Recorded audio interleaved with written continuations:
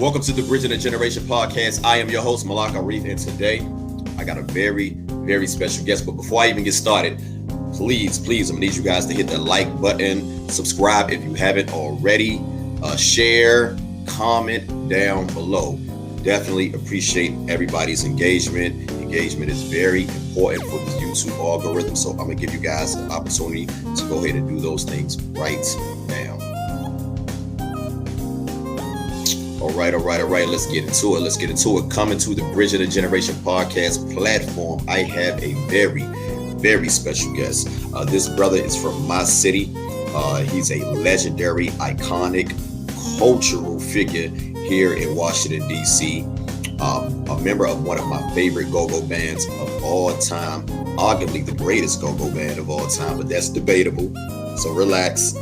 But this brother is known for hits. Him and his band is known for hits such as One on One, Overnight Scenario, Body Moves, Body Snatchers, Lock It.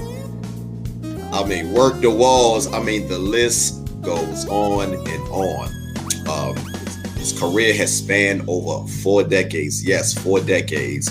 He has worked with numerous artists, not just in the go-go genre, but in the hip-hop and R&B genre as well. And I'm talking about guys like Chuck Brown. I'm talking about guys like EU. I'm talking about guys like Snoop Dogg. You name it. So it is an honor and a pleasure to introduce my next guest. And I'm talking about the one, the only, Andre Whiteboy Johnson, Rare Essence. Let's go.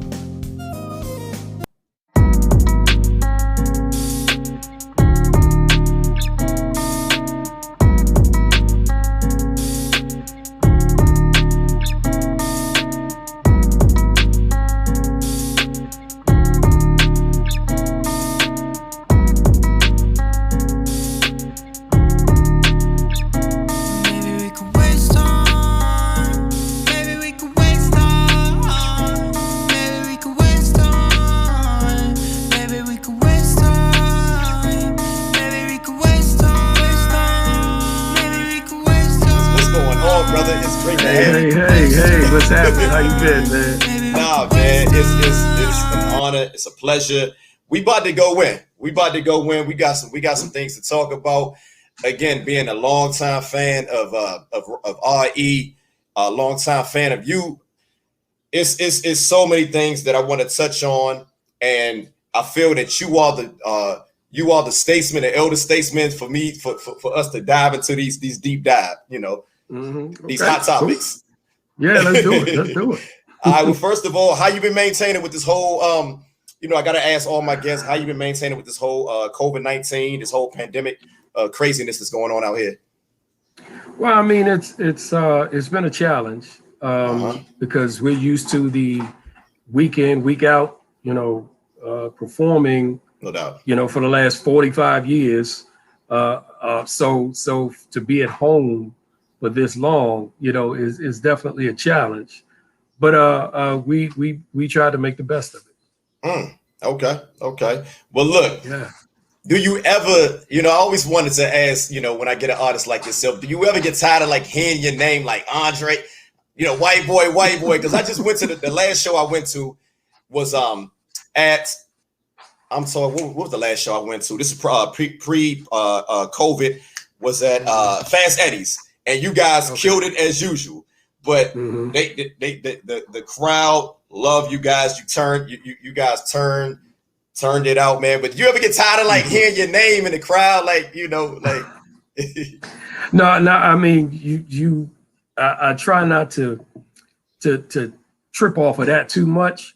Okay. But no, you never get tired of the shine. Everybody loves that. No doubt. So looking back on your career, which has spanned over what we talking about, 40 years, 4 decades. 40 years, four and a half decades. Yeah. Does it really feel like 40 years? It does a little, only because I now look back a lot at some of the stuff that we've done as well as I'm looking forward as to what we're planning. But for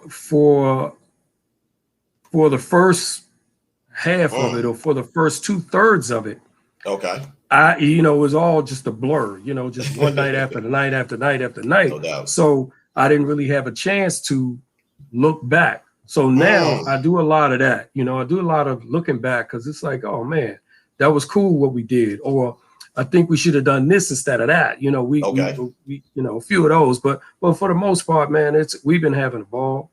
We really appreciate the respect that everybody gives us. We appreciate the audience for sticking with us for 45 years. Jesus, I mean, it's not a lot of people that can say that, so we feel incredibly blessed. No doubt, no doubt. Now, me, like I said, me being a diehard RE fan, I'm a fan of your skill set, period. But before we dive into the story of RE, give me a little bit about your background and what inspired you to become a musician. So when I was young, like 10 years old, we I used to live in Southeast Linda Poland apartment complex. There was a band. Yeah, there was a band that used to practice, band of neighborhood guys. They used to practice in the rec center up there. And every time I would go, they would practice, you could hear them. So I would go stand outside the rec center. They never let me in because I guess they had to have a closed practice, but I would stand out there the entire practice. So one time they let me in for a few minutes, and I came in, and from that moment until this one, I wanted to be in a band. I knew that I wanted to play in a band. I didn't know which band, or I didn't know how this was going to play out, but I knew that I wanted to be a part of a band. So talk about this, like me being born and raised here in DC, me being, just loving all the cultural icons like yourself that's coming here, from Marvin Gaye to Chuck Brown, all the legends, and you're in that category as well. But for the fans who's not familiar with DC music history, talk about what was the scene like back then, when you was coming up. So when we first started, it wasn't called Go-Go. It was just DC music, and there were a lot of other bands that were out there. The Young Senators, Chuck Brown and the Soul Searchers, a group called Eddie Kendricks. Eddie Kendricks used the Young Senators. Young Senators, right. And various other groups. And Experience Unlimited had just got started. So they were part of the inspiration for us to want to be in a band, to form a band ourselves. So, I mean, but back then it wasn't even called Go-Go. It was we were just DC music. Most of the groups were playing. They did, playing in the parks, playing in the rec centers, and playing cabarets. They would do a lot of that. So that is part of the inspiration for, us wanting to be able to put a band together. Okay. So a lot of people may not know this, but you and, like you just mentioned earlier, you and also Little Benny are both from Linda Poland. Right. Which is right over here off of used to be over there off of Southern Avenue. Southern Avenue, Bellevue Street. Bellevue Street. Oh, yeah. It's named after Abe Poland's daughter. His daughter, Linda Poland, right. Yeah. So I have been knowing Benny since I was like 9 years old. Okay. We knew Benny. I just knew Benny from the neighborhood. Okay. And I knew that he played trumpet. So, I have been knowing Benny, his whole family, all of them. I knew out for, forever. So you guys started from my knowledge, you guys started in 1976. It's actually a little before that. I say 76 as a starting point, but it's actually a little bit before then. Excuse me, because what we were doing was, like I said, we were children, right? Trying to learn how to play. So we had to first learn how to play a few songs, and then put it all together. So the first year or so, so I'm gonna say like maybe 75 or mid to late 75, we were trying to learn how to play stuff. Okay. And 76, it kind of started to come together. Okay. And we just took it from there. So now, a lot of us know, Chuck Brown being the originator of go-go. Bustin' Yep. Loose came out in 79. But what would you say was actually the first go-go song? First go-go song? Right. I'm not sure. I've never been asked that question. So go-go, you know what? I'm not sure. The reason why I asked that, because I'm thinking of you guys. I know you guys and EU came out around the same time. I don't know who came out first, but we know Chuck was like the originator. But when we think of the sound of go-go, a lot of us, we think of R.E. and we think of Chuck Brown. We think so. What I'm trying to say is, when you guys started back in 76, you guys wasn't playing go-go. What type of music were you playing? So we were playing R&B, soul music is what it was called back then. But we were playing songs that we heard on the radio, Earth, Wind and Fire, Parliament Funkadelic, James Brown, Al Green, all of that type stuff there. So that's where we started. Funk, Chuck used to play at the Maverick Room, which is over on 4th Street Northeast. Oh, yeah, by the old Zayers. Right there. he used to play. He used to DJ for Chuck over there on Wednesday nights. Okay. And when we were learning how to play in Miss Mac's basement, which is Funk and Foot's mother, while we were learning how to play, Funk said, "You know what? Y'all should play this." Chuck does this beat in between songs where he goes from one song to the next, and that beat, y'all should learn how to play that beat and try to make something out of that. So and Chuck explained that the reason that he did what he would do is play the first song and then go immediately into the beat of the next song that he's going to play while he's doing we're going to do this next one for this lady over here. We're going to say happy birthday to these people over here. Okay. While he's playing that beat, and then they would go into the song. So the beat never lasted any more than a minute. It was 30 seconds to a minute while he dedicate the song to who he's going to dedicate to, then get right to it. So around this time, Chuck wasn't even playing go-go. Is it safe to say that? You know what? He had the blueprint for what it was. So he was playing go-go. He just wasn't calling it go-go. Okay. Because what happened is, as he was doing that section of the songs, people gravitated to that part. Oh, okay. Just as much as the song as he was playing, because everybody wanted to get a birthday shout out or play this song for me, or it was that type of thing. So he was playing go-go, but it hadn't really formed all the way into the go-go that we knew of the 80s, 90s, and today. Okay. So, because I remember, when I listened to the Bustin' Loose, that first album, I believe this is Chuck Brown's. This is maybe his third album, because I know he did Salt of the Earth back in early 72 with We the People and all those type of songs, which was funk songs. But then you had the Bustin' Loose album, and when I listened to that album, the song that really stands out, which we all know and love, is Bustin' Loose. But the rest of those songs, I noticed they don't sound like go-go songs. You got Never Gonna Give You Up, but the only song on that album is that, to me, that sounds like a go-go song, is Bustin' Loose. And that's why I ask you that, because I'm still trying to figure out, me being a long-time go-go fan, I can't really think of a go-go song that's before Bustin' Loose.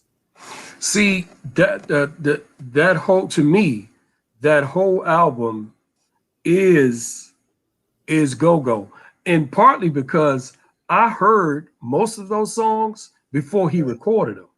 So because he was playing them live. Okay. When we would open up for him, Okay. All of those songs, If It Ain't Funky, Game 7, all of those songs. Okay, my bad. He was playing. If It Ain't Funky, it's a go-go song. My bad. I forgot about that. Yeah, right. Okay. So all of those songs, were go-go songs. They just weren't the go-go that was played in the 80s. That was the very early, the very first stage of go-go right there. Okay. Those songs, that album right there. We the People was a soul album. That was soul music.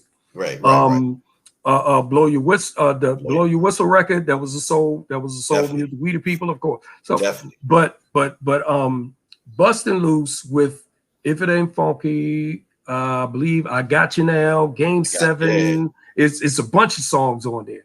All of those. I know he did a cover. Never. He did Jerry the cover. Butler. Yeah. Yeah, he did that cover. But all of those songs, that was the very first stage of go-go right there. It still wasn't called go-go at that time. Right. Okay. But that was the very first stage of it. Okay, so let's fast forward a little bit. So here we are with 80, 81. When did you guys transition from funk / rhythm and blues music to what is now known as go-go music? You know, because when I think of go-go music, I really think of you guys, Chuck Brown, EU, Treble Funk. So let's talk about that transition a little bit. So we started to pick up on that beat in 77, really. In 77, we were practicing just the beat. We had to get the beat first. Okay. So that's where we picked it up, and we started to add our own flavor into it. Chuck had a Congo player who was playing a different type of rhythm, and I think Leroy played cowbell and Tillery played the tambourine. So they would do that on that beat. But when we started playing it, Jungle Boogie started playing a different type of rhythm. So if you listen to Chuck tapes even from the 80s, but if you listen to them from the 70s and listen to our tapes from the 70s, the Congo beat is way different. Way different. Yeah. I mean, way different. So then we had David Green playing cowbells, timbales, and he sang. He was a singer. Benny played tambourine a lot, and all of us, almost the whole band was playing percussion sounds. Right. That guitar scratch that Chuck does. I started doing that really heavy. So I made that real prominent inside that go-go pocket. Chuck kind of kept it in the background, but when we started playing it, Funk was like, no, play that part right there and turn that part up. Okay. And I was like, okay. But us being musicians or trying to be musicians, we were like, this ain't no music. This is just, some sound. He was like, nah, leave it in there. Yeah, because everybody wants to play. But then as the pocket came together, right, then I understood what that was. I understood, sir. I understood exactly what that was. So that's when the percussion, the beat came together for us. Okay. With Funk, he would, when he's on stage, he would do the same type of thing that Chuck was doing. We want to say a happy birthday to this person or that person, and we want to send a special dedication out to this person or that person. But then Funk ended up having full-on conversations with people on the pocket. He's talking to people, hey, we missed you last night. We had a good time in there, didn't we? So-and-so. And he's talking to everybody in the building while we still riding the beat. Right. So that was how everything started to expand more. Okay. Funk really doesn't get enough credit, but he was the one that now we didn't want him to be talking all that time. Hey, that's my favorite lead of all time, man. Don't at me. Yeah, yeah, I'm not. It's not up for no debate. That's my favorite lead of all time. yeah. Funk. I mean, Funk is great at what he does. Yeah. But what Funk was doing at that time was he was connected with the audience. You know, he was, helping to draw the audience in even more than we were already doing by establishing, some of the people in the crowd on a first name basis. He knew them. They knew him. Okay. And that's what made them come out even more, because it's like, they know who I am. So they're gonna play a song for me. They're gonna give me a shout out or whatever. So they made sure that they didn't miss a show. Did that kind of throw you guys off a little bit when he initially started to interact with the crowd like that? Because you guys are young and not, it's not like you guys been like a seasoned musicians at this point, Right. No, I mean, it didn't throw us off. We didn't understand until we saw the reaction. Okay. I think Funk knew from the break what he was doing. We didn't know what he was doing. So we were like, come on, let's go. Let's get to the next song. And by he's setting up the next song. So and you can hear us on some of them old tapes. We getting antsy back there, so you hear us just tinkering around playing. It's supposed to be just a pocket, but we back there tinkering around because we like trying to push him along. Right. But I mean, Funk knew what he was doing. Yeah. So around this time, how can I put this? Who was the de facto leader at this time of the group? Of Red Essence? Yeah. Funk. James Funk. Was the leader. It was him and Benny. They kind of had a dual role, but Funk was more of the leader. Okay. So listen, here we are. We talk about 1981, 82. You guys, songs start picking up a lot of steam. You guys playing all over the city. Names. What was some of the clubs that you guys first started playing? Here in DC. So when we first started, we were doing a lot of rec centers. Okay. So we would play at the Highland Rec, Linda Poland Rec, Barry Farms Rec, the old Barry Farms Rec. They got a new one now. Yeah, that old Barry Farms Rec that was small and tight and hot. We were in that. We would play at Savoy Elementary School, which is down the hill from Barry Farms, and places like that. To start off, as well as playing outside the parks and doing block parties and stuff like that. Talent shows, we did all of it. So around this time, did you guys have management, or when did that come? So we did. That came around maybe 1977, 78. We were practicing at Foots's house, him and Funk's house. Okay. And Miss Mac, their mom, had a little bit of music business knowledge. Okay. So we didn't really know what we were doing because we were young. So all we want to do was play. We ain't know nothing about no business. Right. So Miss Mac, Miss Neal, and Miss Mac's mom, they all said, well, look, we'll help out. We'll help you book your gigs, and you guys can rehearse here. We'll be at Miss Mac's house, and we'll book your gigs for you, and we'll take you to the gigs because none of us had a driver's license or a car. So we all had to be driven to the gigs that we would have that we would get. Okay. So 1981, 82, you guys come out with Body Moves, 101. Now, were these the first? These were the first Essence songs that I remember, even though I was born in 81. But growing up in Southeast, you could not escape those songs, even as a young kid. Now, when I remember growing up, those were the hits. What was some of the hits that you guys had that was prior to those two songs? So 101 is the very first original song that we've ever done. Okay, I knew I was 101, and that was I think that was around 78. Wow. The very first original song. Because to my knowledge, I thought that song came out 81, 82. No, one-on-one had been out. We had been practicing one-on-one and developing the song since 1978. Okay, so that was basically when you guys released it. That was the first time that it was like actually recorded. Is basically what you're telling me. Yet we actually which recording are you talking about? Like The body moves one on one. Okay, so Body Moves was we recorded. We did a session in 1980 that included Body Moves, Good, which is a song that Chuck Ooh, wrote.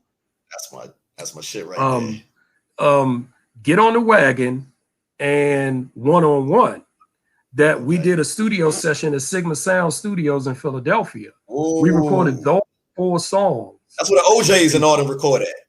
The OJs, Lou Rawls, all this, a whole lot of people.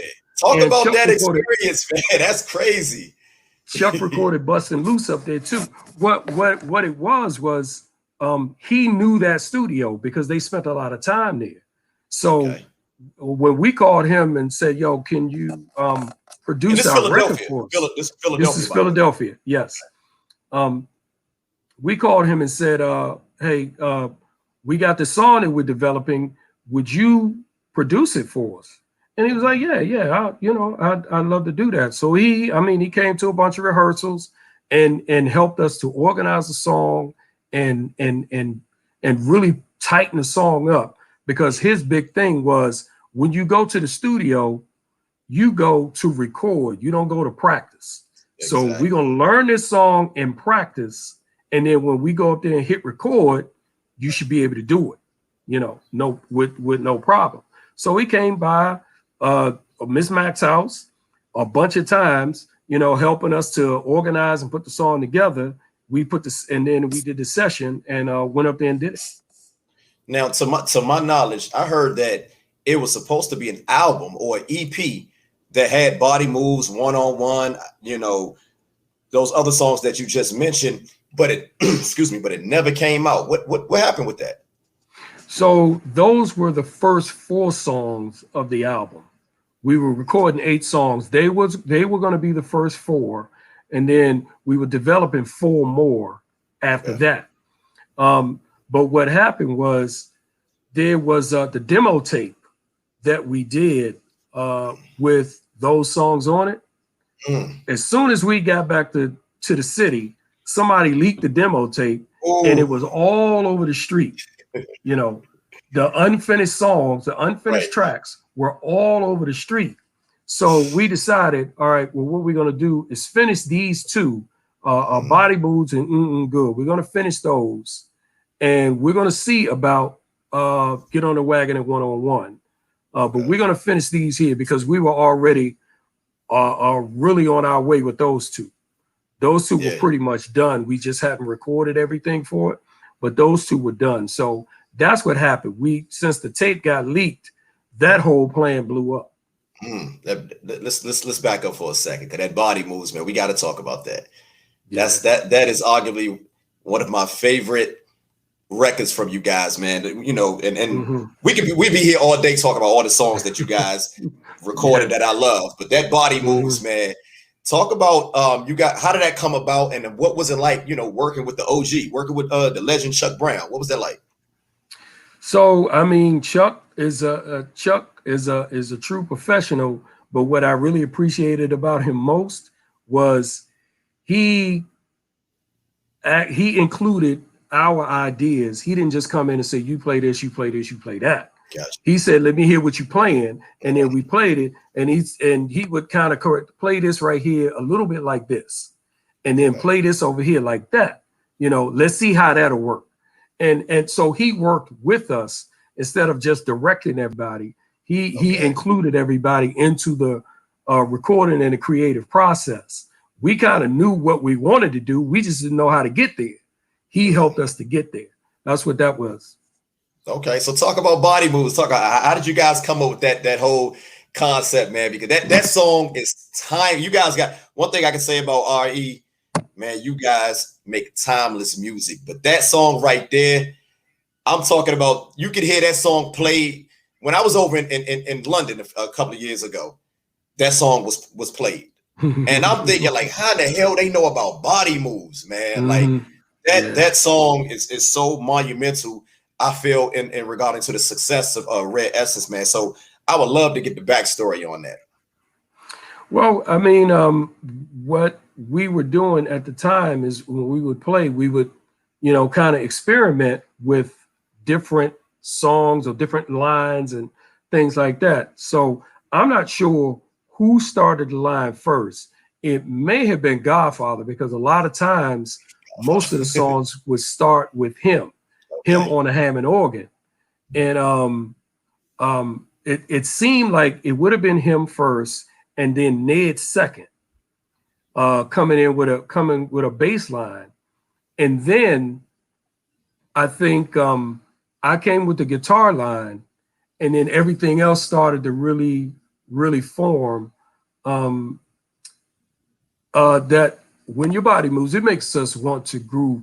That sounds like a little Benny thing. Okay. That was his thing right there. Because he was, I mean, that's all of his songs had that sort of feel to it. Got you. I'm thinking that's how that whole song developed. That was probably the origin of it. Okay. It's been a while, so I know my things a memory's a little little fuzzy. foggy, man. Yeah, I totally understand. right, So right. so what was it like when you guys first heard your song, heard that song like on the radio? What was that feeling Hey, like? man, it was crazy. It was unbelievable because, well, it was unbelievable that we could even do our own record. I Right. thought you had to have a record company to do your records for you. I didn't know Mm. that you could go in the studio yourself, record it, and release it yourself. Now, I'm Body Moves thinking, Again, real quick. Body Moves Again was recorded at Sigma Sound, right? it was recorded Signal Sound, yes. Okay, I just want. Okay, go ahead.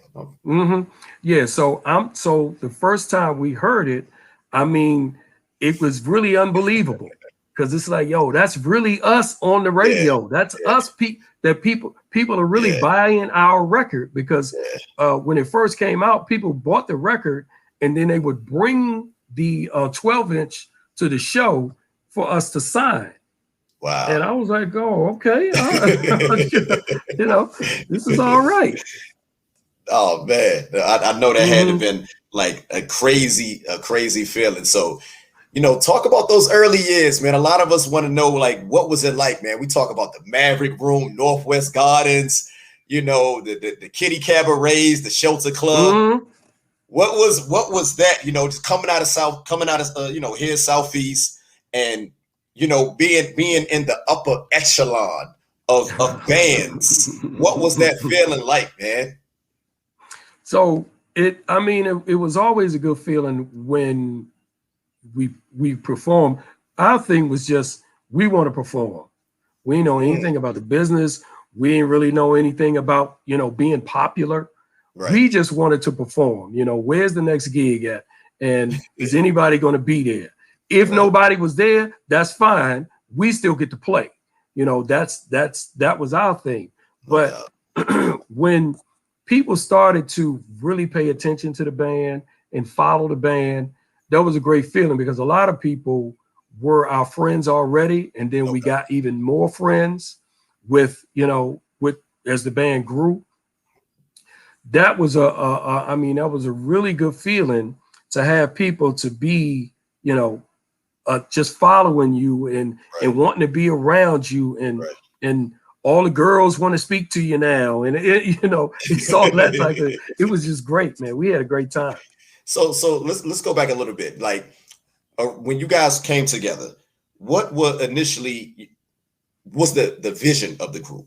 Because when I think of you guys, man, I think of a self-contained unit. But I would love to hear from you. What was the actual Hmm. vision of Red Essence?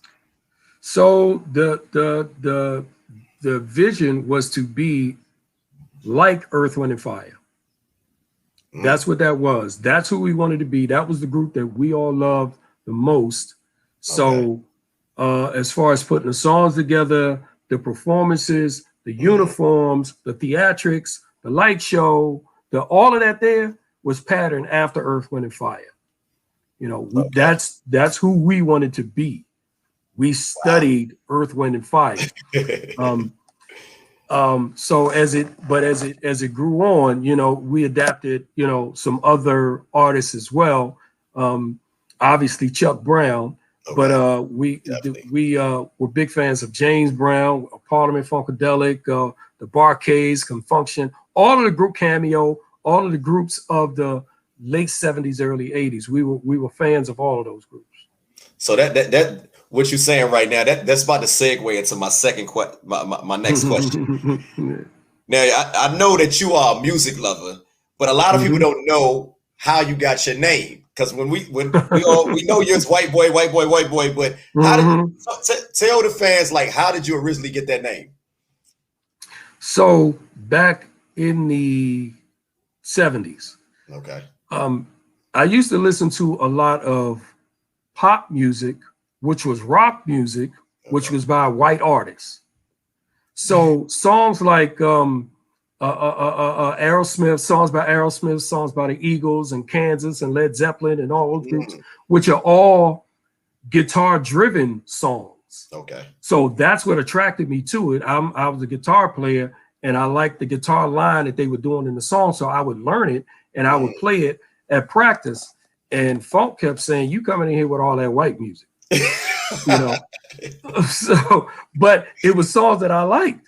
We Right, didn't play any of those songs. We played none of them, but I would play them, while we fooling around. And he kept saying, "You playing all that white music," and then they just start calling me, him in particular, just right. start calling me white boy. Hey, white boy, come here. And I'm like, what are you talking to? What you talking about? You know, and after a while of me saying, "Look, stop calling me that," I just finally was like, "All right, whatever." Oh, okay. I so So, so go ahead. Funk was the one that started all of that. So he the one that pretty much gave you your moniker. You're right. Okay.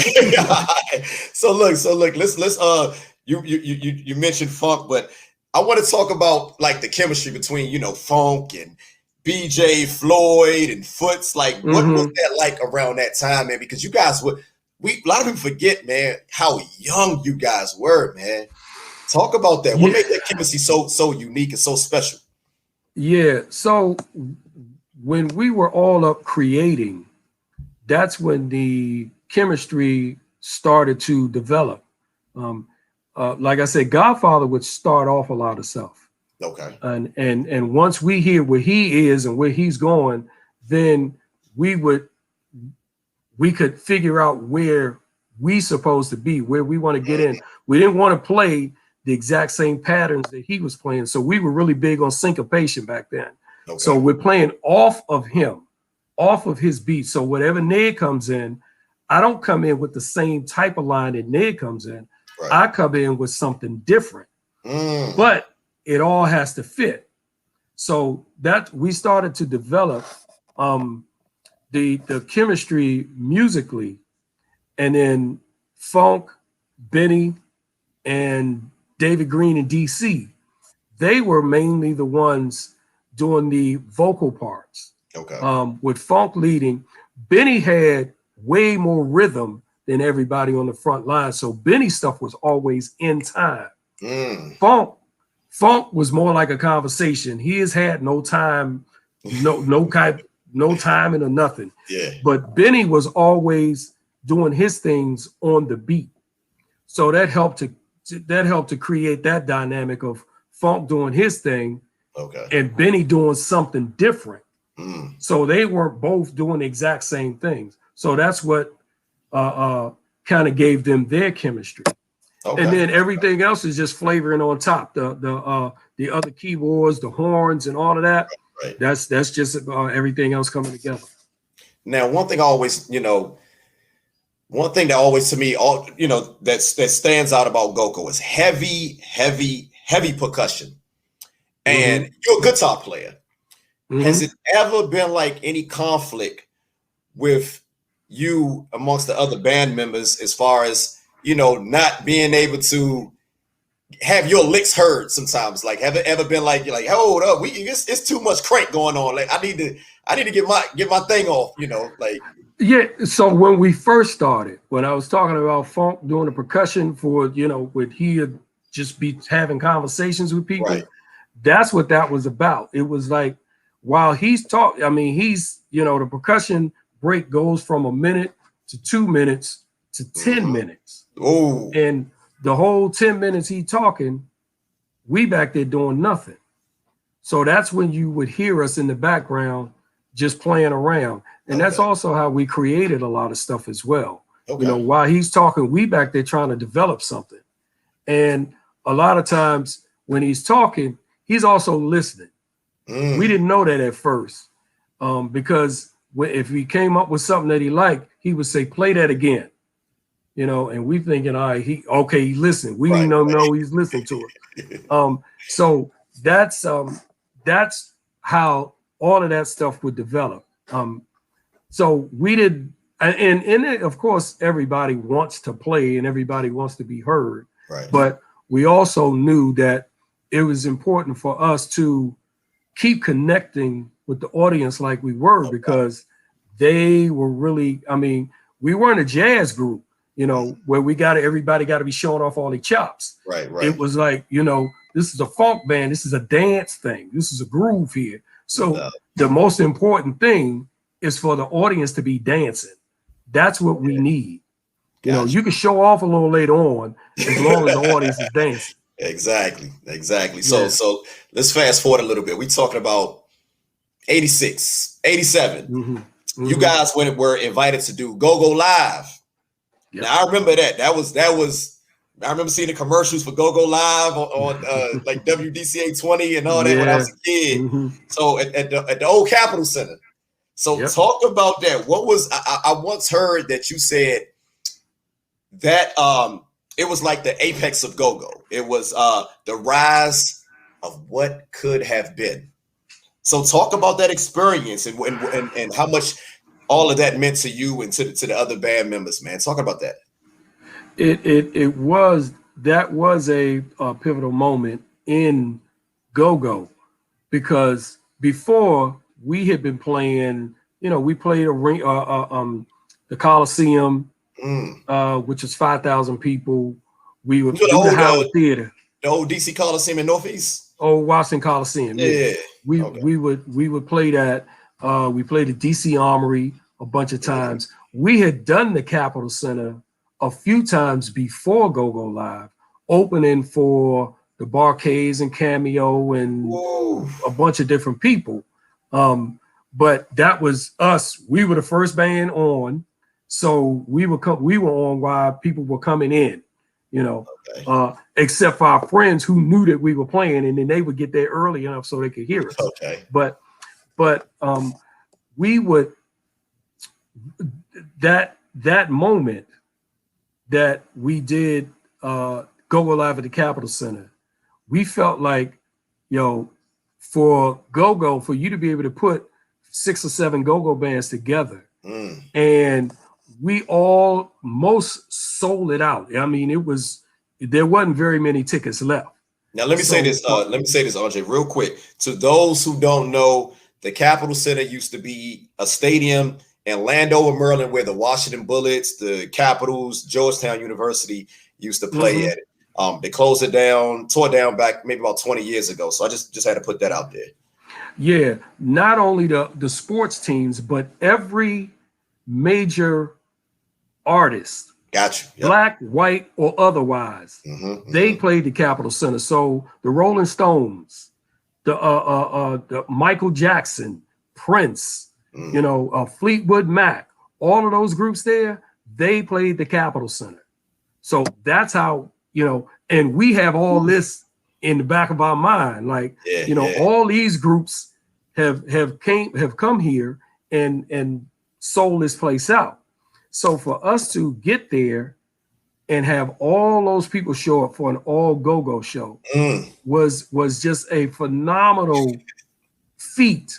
And we were very, very proud of that moment in go-go, because everybody showed up with their Madness gear or whoever they were rocking at the time. So this was a true DC thing here. Yes, sir. Every everybody was just yeah. really excited about the gig, and everybody was just in tune with it. No doubt, no doubt. So, you know, around this time, hip hop started to take off a little bit, and you know, like when did you guys like start to, you know, infuse hip hop into what you guys do? Because one thing I always say about Essence, man, to me, and I'm biased. I'm biased because you guys are my favorite go-go band of all time. But you guys have the best original songs, you know, in my opinion. Yeah. So, but I noticed, you know, hip hop is taking off. So again, when did you guys decide to, like, you know what, let's start dabbling a little bit of this and a little bit of that, you know?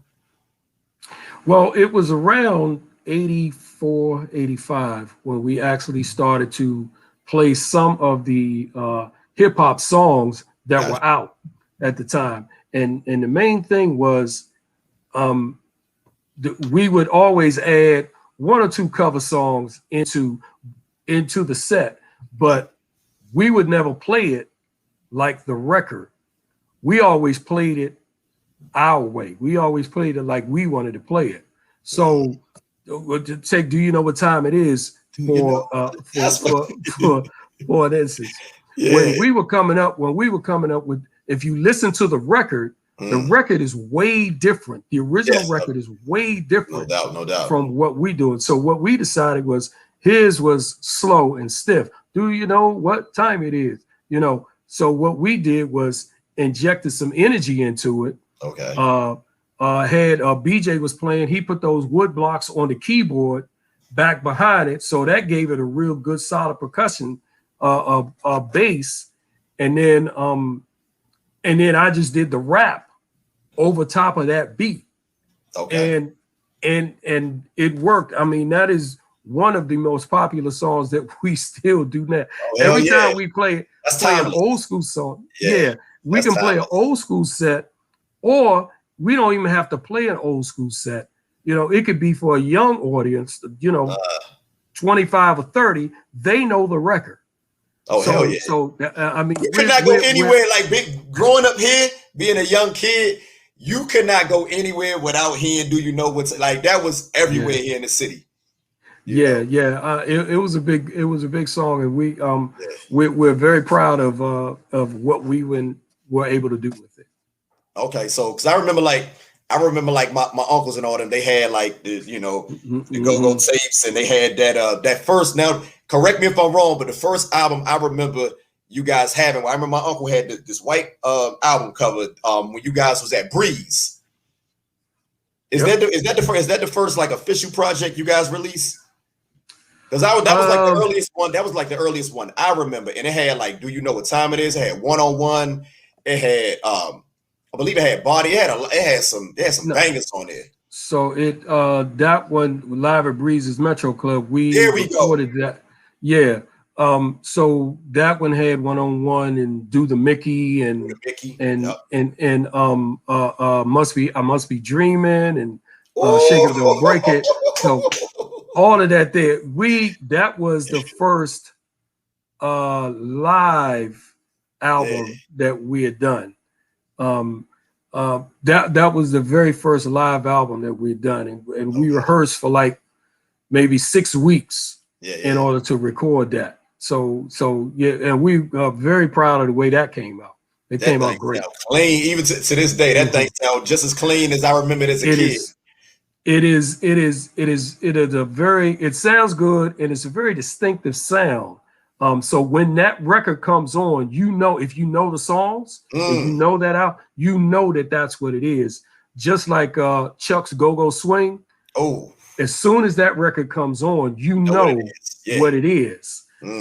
So we that's actually the same people recorded both albums, Chuck's album and our album. Okay, the same studio.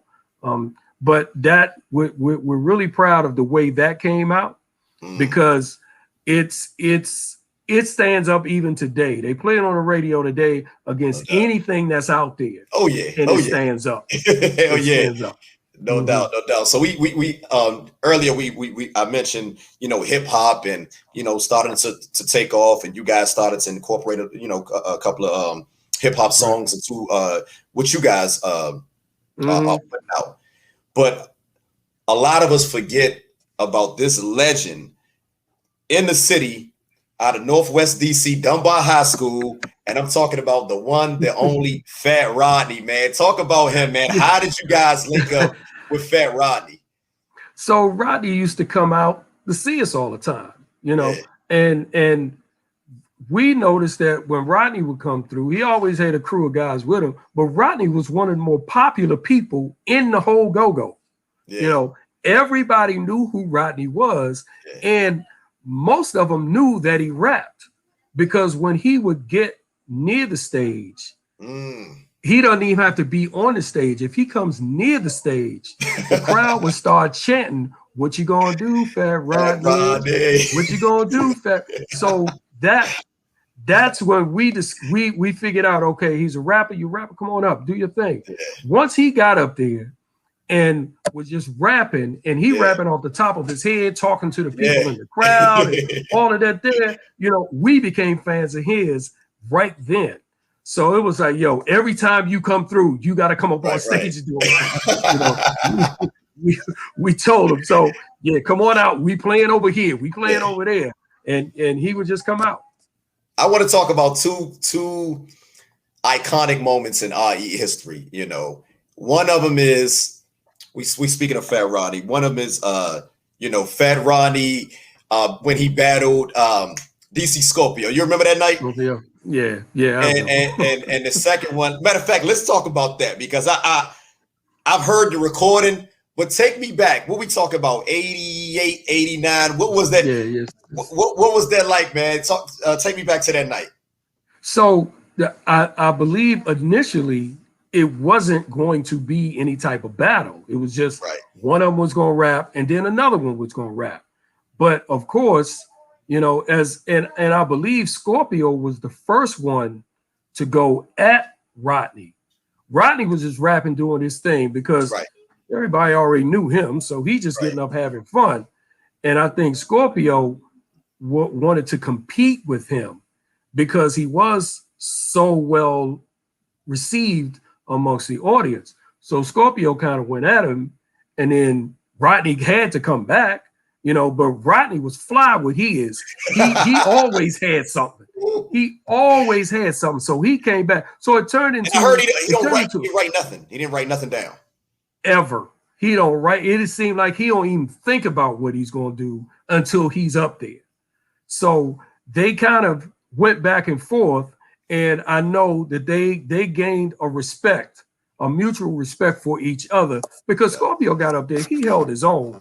Rodney, you know, everybody already loved him. Everybody already knew him. And that's, so if there was a winner in that battle, I would say Rodney, because he was already more well-liked and well-perceived already. Okay.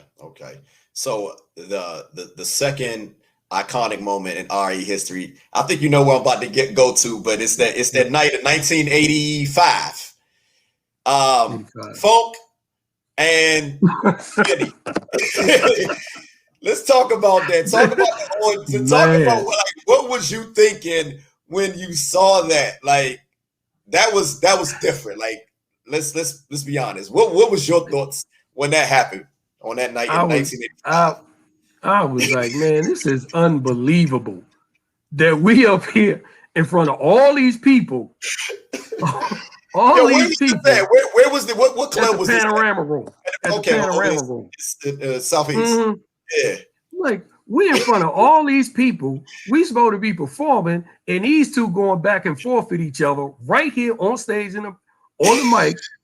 And all of us are back there. The band is still playing. Yeah. I'm like, man, I cannot believe this. And then we saw we were about to stop. Yeah. But Funk didn't want us to stop, because we were like, all right, well, this is, you know, we need to stop so y'all can settle this. Right. He didn't want to stop. He wanted everybody to keep playing. Yeah. I'm like, oh man, come on. And I mean, one thing led to another. And next thing I know, they well into it. And I was like, man, I ain't never been so embarrassed in my life. And then the next thing I know, that tape is all over the I street. was just, that's what I was just about to get to. I was just about to ask. So, how did you feel like? Damn, this was recorded. Like, what's going on Yeah. here? Hey man, I was so embarrassed when all that came out, and when everything, because I started getting a bunch of questions. What happened? Who started what? Who hit who? You know, and I didn't want to be answering all that. That's stuff that you do in house. You do that type of stuff.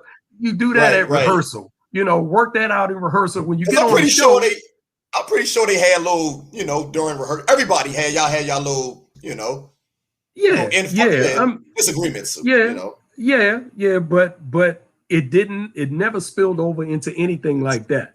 Right. So I wish it had spilled over to that at rehearsal, as opposed to at the panorama room in front of all those people. Yeah. Hey, shout out the Little Benny, shout out to Funk. We still love y'all, man. Rest in peace, Little Benny. But that recording, like, I was just listening to it maybe about a couple of weeks ago, and I was like, wow, I can't believe this actually happened. I said, when I get out, I was reluctant to ask, a lot of people might feel uncomfortable talking about that, but I look at it as water under the bridge. We're talking 35 years ago. Yeah, man, that was a long time ago. It's and everybody laugh about it now. So, no doubt. Mm-hmm. So look, let's we talk about funk. No, matter of fact, I want to go back a second. We just got finished talking about Fat Rodney. Mm-hmm. Talk about what was it like getting that phone call when you found out that Fat Rodney was killed at a Crystal Skating Rink. What was that? Take me back to that day, 1989. I believe like June. What was that like? It was rough. We were playing at the Black Hole that night. Excuse me. He was over at Crystal Skate, hanging out with some of his crew. But he was supposed to come up to the Black Hole. Oh. He was supposed to be coming up there later. But they somebody called up there and told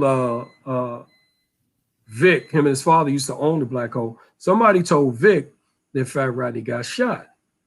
And Vic kind of called around trying to see what was going on. And then he came up and told us. He said, man, Rodney got shot, but I'm not sure if he's dead or not. He said, but he got shot. He's over at Crystal Skate. So when this was during the halftime. So we had to do the second set.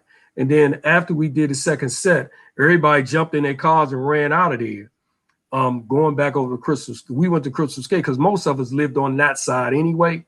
Right. So we just made a detour up to Crystal Skate, and they had everything blocked off, wouldn't let us go in. And we saw a couple of people, and they told us, they was like, yeah, man, he didn't make it, he dead. So, I mean, it was rough because Rodney was a part. We felt like he was a part of the band.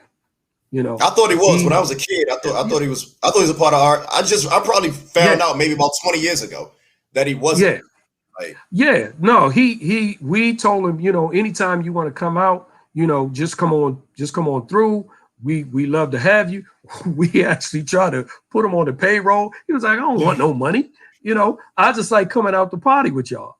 So it that was a real devastating time, man. It was, because he was not only a really, really good rapper, but he was just a great person. Everybody loved Rodney, man. Rodney come through the joint and the whole place light up. So you got to be a special person to get that, and we miss him right now. Is a lot of stuff that we could be doing with Rodney right now, that we really miss, and it's too bad that we can't do it.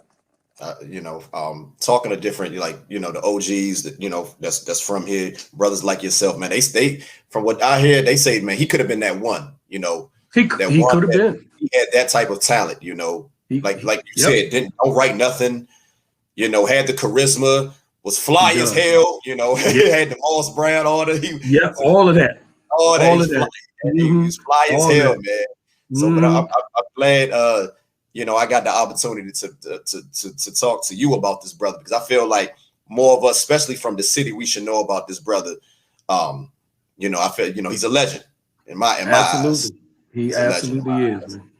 So look, let's fast forward a little bit. Switch gears for a second. So you guys had a record deal at one time with you know, Uptown Records, and prior to that, you guys had a record deal with Fantasy.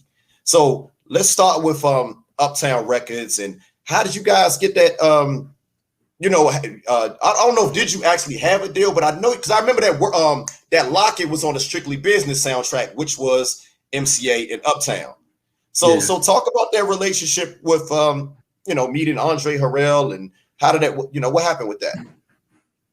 So we met Andre at the Apollo Theater. We did a show at the Apollo Theater. I believe it was us, EU, Trouble Funk, and Biz Marquee. Biz Marquee was headlining the show because he had two Nobody Beats the Biz, and he had a song called Picking Boogers. I remember that. Man, people just went crazy for it. So we performed up there, did 2 shows, and while we were there, in between the first and the second show, Andre Harrell comes backstage and said, "Hey, I want to talk to y'all about, my name is Andre Harrell. I got Uptown Records. I want to talk to y'all about being on my label." So we were like, okay, cool. And we were thinking, well, who was Uptown Records? So he had our, we would think hold on, Andre, y'all didn't know who Andre Harrell was at this time? Well, he wasn't Andre Harrell at that time. He only had Heavy D, and his I'll Be Sure record was about to come out.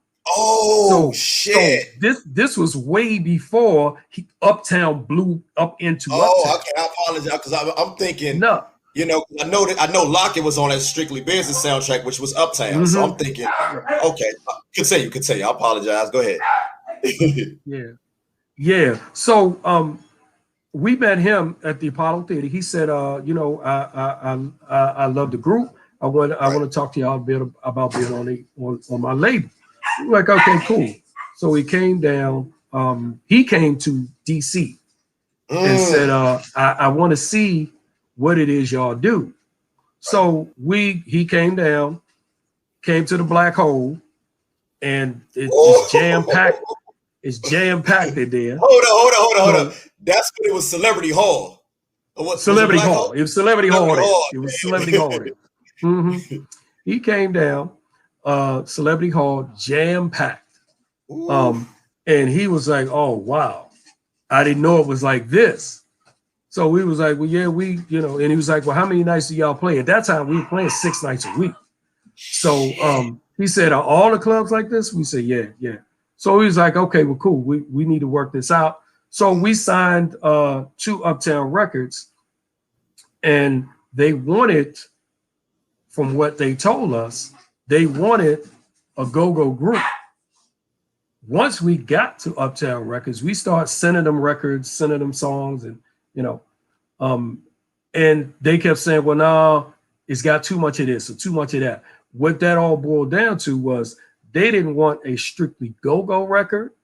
They wanted a hip-hop go-go record. So at the same time that Andre signed us, he hired Puffy, Diddy, as his A&R director, because he was going to Howard. And we already knew him because Diddy used to be a dancer for a rapper here called Vinny D. $55 Motel. It was Vinny D in the NY3. Oh yeah. Diddy was one of the NY3. Okay. So he hired him and kind of put us together. And we said, okay, well, you know, we recorded all these songs, go-go songs, and they didn't, every song that we sent up, they didn't like. No, it got too much of this, or it got too much of that. So we were like, well, look, it's you know, it's been a while since we recorded a record, since we released the record, and we need to release new music down in DC to make sure that we're still, can work. That momentum. Keep that momentum. Right. Because you got EU out here, Trouble Funk, Chuck, and it was competition is stiff. Stiff. Yeah. So we were like, we need permission to release a record. So they was like, yeah, go ahead. Which one are you gonna do? So we said, well, we sent y'all Lock It. We sent it to them 3 times, as a matter of fact, and they didn't want it. We said the song Lock It that you don't like. Everybody here likes that song. I was about that's what? Yeah, everybody here likes that song. Yeah. So we were like, can we release that? They were like, yeah, go ahead. Yeah. So we put the song out immediately. That song started getting radio play. Immediately. Couldn't go nowhere without hearing that song here. Yeah. So I called him up. I was like, yo, the radio stations love this song. Do y'all want to do something with it? He was like, well, we'll see. So then as the song started to spread, I mean, DC, Richmond, North Carolina, South Carolina, Atlanta, Pennsylvania, even parts of New York, we're calling them, hey, we got 5 stations playing a record. We got 15 stations playing a record. We got 25 stations playing this record. We just need y'all to come in and help spread it across the country. And they were like, yeah, okay, we'll get to you. But they were in the middle of, at that time, Albie Shore was really big. They were in the middle of finishing up Jodeci's album. They were finishing up Father MC's album. MC. They were finishing up Heavy D's second album. They had signed Mary J. Blige, and they were working on her record. They had a female rap group called Finesse and Quest. So they had a bunch of stuff. Andre got his. Jeff Red. He got like a $50 million distribution deal with MCA Records, and then he was developing the Strictly Business movie, which the original title for that movie is called Go Natalie. It wasn't Strictly Business at first. I had no idea. I never knew. It was called Go Natalie. A lot of people don't know that. It was called Go That's Natalie. an exclusive. That is an exclusive, man. Right. So he was in the middle of all of that. So his mind was everywhere. And we, kept going to him saying, look, Andre, we need to do something here, And in this time, we also had other labels calling us, saying, hey, we like your record. What you want to do? I mean, we got calls from Warner Brothers, from Atlantic, from Elektra, from the label that Run D and Profile, from Select Records. We got calls from all of those people saying, we love your song. What are y'all gonna do? So we told them, well, we're signing Uptown. It was like, well, what is Andre gonna do? We said, oh, we hope he puts it out, but we don't know. And we ended up just, keep going on with the record. And then after a while, it was clear that they didn't really want a go-go band. They wanted a go-go hip hop band. And that's not who we were. We didn't know how to do that. They paired us with a couple of producers, a hip hop producer and an R&B producer. And, but that never developed into anything. So we ultimately asked for a release from the label because it seemed like they weren't going to do anything and they were just holding on to us. And they said, okay, well, y'all go ahead then. And we left.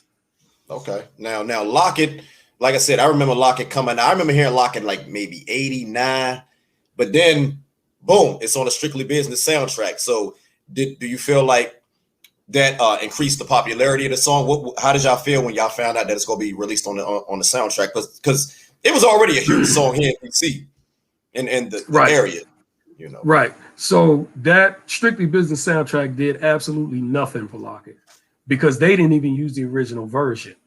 They had Herbie Lovebug, who was the producer of Salt and Pepper, who had nothing but go-go records at that time. This is my son. It's a legend right here. This is Andre. Hello, Mr. Andre. What's up? Andre How you Johnson. Doing? All right. All right, man. Hold on. Let me finish this interview, man. Go ahead, sir. Go ahead. Yeah, sorry about that. No problem, man. No problem. So they had Herbie Lovebug to come in and produce the song instead of just putting it on the soundtrack and releasing it. So he changed it. And his thing was, I'm giving MCA what I think they want. You know, they didn't want to use the original version, so I'm gonna give them what I think they want. And he was like, look, I don't know why they calling me. They should just put this song on the album. Exactly. Because Herbie was a huge go-go fan. Herbie used to come down here and talk about that. Hold on. You got to talk about that because Salt and Pepper was heavily influenced by go-go. Yeah, Herbie was absolutely in love. Yeah. Herbie was absolutely in love with go-go.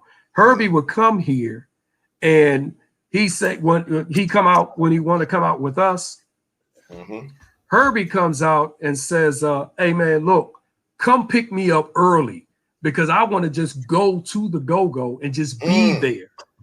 Whoa. You know, even before y'all start playing, I just want to be in the atmosphere. So he would do that a lot. Every time he would come here, I'd have to go pick him up. We worked in the studio together a lot of times. Didn't really put a record out, but we worked together a lot of times. So every time he would come here, he would just fall in love with go-go. I mean, he would be in the club, all around the club, talking to the bartenders, talking to the photographer. He just talking to the DJ, talking to the people. We talking about the chapter, the RSVP club, and chapter, RSVP, the East Side. He used to love being down there. I know, like a lot of Salt and Pepper what's heavily influenced by go-go. Like what's It's Your Thing with EU, and I can go on and on. But again, my mic sounds nice. The very first song. That's a go-go song. They claim it's a hip. But that has a whole lot of go-go in it. I forgot the sample that they use, but that's a go-go song. Okay. Now you guys were also, I mentioned Fantasy Records. What you guys also had like a small. You guys were on Fantasy Records for a short period. What was that? That was the very first record deal that we had. That was back in '81 when Body Moves came out. Body Moves did so well that they called us and said, yo, we like that song, we want to pick it up. So we said, okay, cool. And while we were in the middle of finishing up the album deal for them, they started making a bunch of they had picked the record up and they started distributing the song across the country. Okay. So it started to show up on the charts a little. But then they wanted us to stop playing as much as we were playing in the city. They also wanted to record everything that we've done, including rehearsals and all that. So they just became a bit too, and that's probably the way the record business was at that time, but they wanted to be involved too much on the local end. We didn't really need them for that. We needed them to be able to push the record out. So what we said was, look, we don't think this is going to work because all that you're asking for, you're getting involved in this. We don't need no help here. We need help outside of here. Right. And that's what we were depending on you guys for. But you want to control by stopping us from playing. If we stop playing, then somebody else is going to take our position. And we couldn't do that. Okay. So we asked to leave that label. So I want to back up for a second. I remember we just got finished talking about Andre Harrell and his vision of what he thought Rare Essence was, and things of that nature. So my question I pose to you, do you think a lot of times these record executives, they don't really have like a appreciation for what we do here as far as the go-go genre? Do they you think they really understand go-go? Do they understand how to market it? Like, what's your thoughts on that? No, they don't. They don't understand how to market it. They don't understand what it is, because they weren't raised in the city. They weren't around it enough to know, and they didn't trust us enough to be able to do it ourselves. Puffy told me that he gave me some of the best advice ever. He was like, "I'm not gonna front on you. I don't know what to do with y'all. Andre don't trust y'all enough to do it. So what we need to do is figure out a way to get him to let y'all do what y'all do, and he just promote it and distribute it. Just let the record company do the record company in."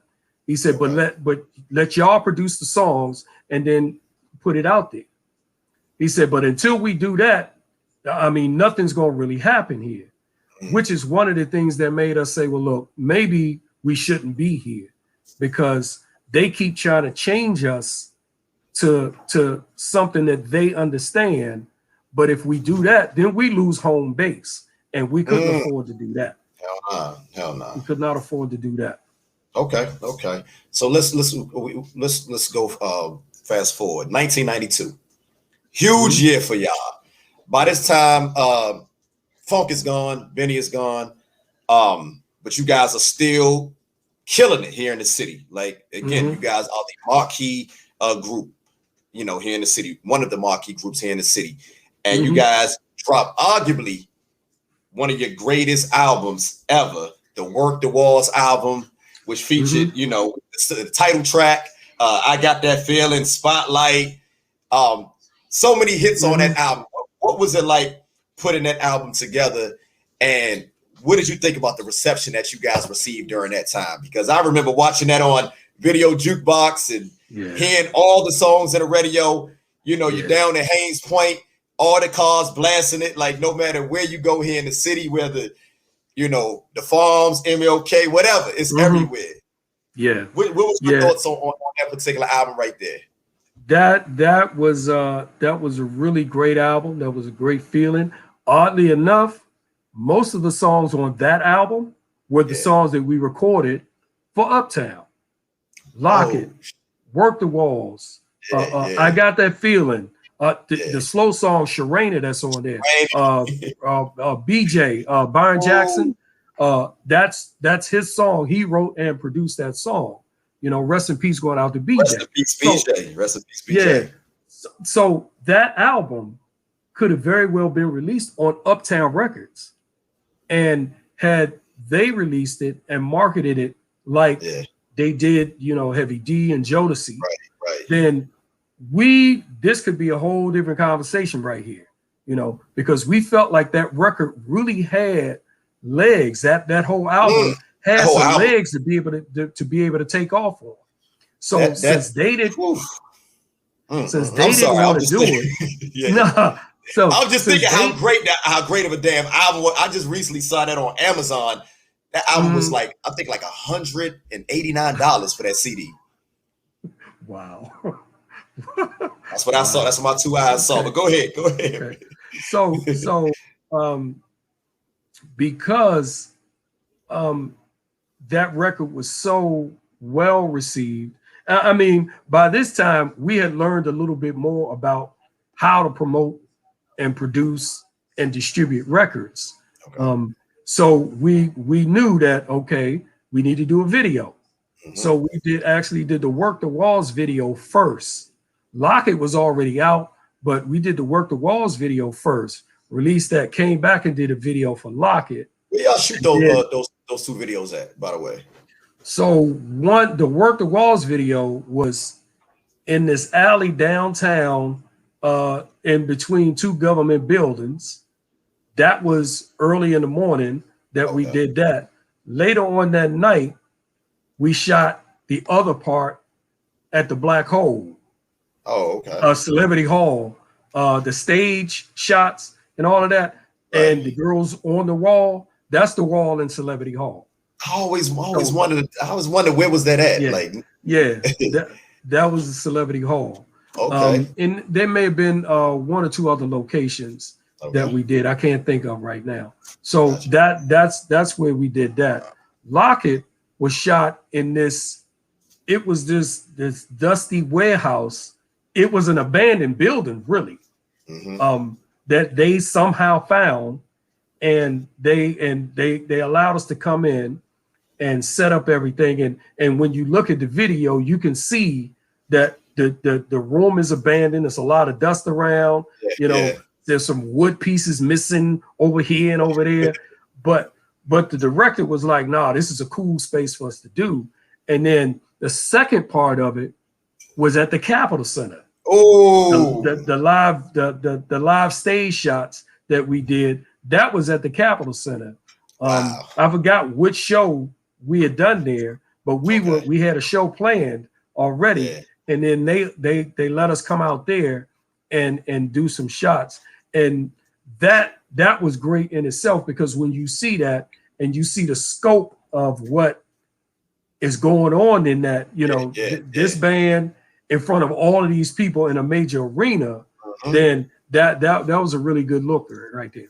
No doubt, no doubt. Like I said, man, 1992, man, y'all killed it. Y'all, that album, man. If you guys haven't heard it, check out that Work the Walls album. It's a classic. Wherever you can find it, I'm telling you, from beginning to end, nothing but hits on that thing. You know. Yeah. So here we go. I wanna talk about something, like I mentioned earlier. Funk left, and you seem to step up to the plate as the lead guy. You know, so what was that like? You know, after Funk left, and here you are, not just playing playing lead guitar, but now you are at the mic. And what was that like? Were you reluctant? You know, how? What was the reception? Talk about that transition from being Andre, the guitar player, to now you at the mic now. Showtime. So I was very reluctant. Not just reluctant, very reluctant. There were some times where I told them, I'm not going out there. I'm not doing it. You know, because at that time, Funk was the MVP. Everybody wanted to see Funk. And including me. So I was like, I don't want to be up there trying to do a James Funk impersonation, because these people are not going to like it. And for the first few months, they didn't. What helped us to really get through that was Donnell came first and said, "Look, man, I know you don't want to do it. So what I'm going to do is I'm going to help wherever I can." He said, "You just let me know what I need to do." So me and him developed what I call a tag team type of thing. Okay. You know, he started to develop more as a rapper. Yep. And I was developing as the lead mic guy. You know, just doing my best James Funk and Lil Benny stuff. That's what I was doing pretty much. You know, but the chemistry that Donnell and I built up, that seemed to work for a newer, younger audience. So as some people started to leave, we were starting to get new people. A younger audience. And that's what helped to sustain us through all of that time. We've always known that you have to constantly be bringing people in, because some people are going to, you know, phase out or move on or whatever. So that's what we decided that we were going to do. We were going to try to focus on having a new, younger audience that had come up on us and what we were doing at the time.